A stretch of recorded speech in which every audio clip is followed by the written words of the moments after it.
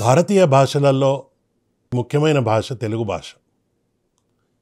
ఇలాంటి మంచి భాషలో మన పాఠ్యాంశాలను అనువాదం చేసుకొని అందరికీ సులువుగా అందించే కార్యక్రమంలో యూనివర్సిటీ ఆఫ్ హైదరాబాద్, కేంద్రీయ విశ్వవిద్యాలయం హైదరాబాద్ కార్యక్రమాన్ని చేపడుతున్నది.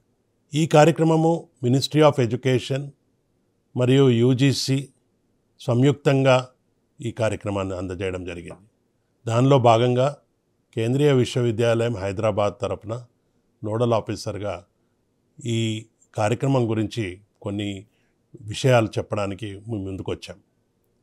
భారతీయ భాషలో అనువాదం చేసిన పాఠ్యాంశాలు అన్ని రకాల విద్యార్థులకు అలాగే బోధన సిబ్బందికి అందించడానికి ఇది ప్రప్రథమైన లక్ష్యం.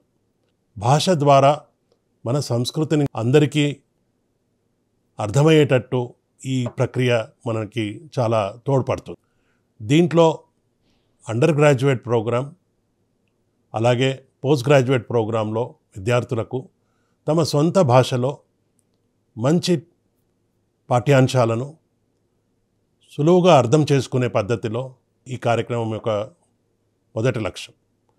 దాంట్లో భాగంగా మనం ఈరోజు 10 విశ్వవిద్యాలయాలను తెలంగాణలో మరియు ఆంధ్రప్రదేశ్లో కొన్ని సంప్రదించి వారి సూచనల మేరకు ఈ కార్యక్రమాన్ని మనం ముందుకు తీసుకెళ్తున్నాం.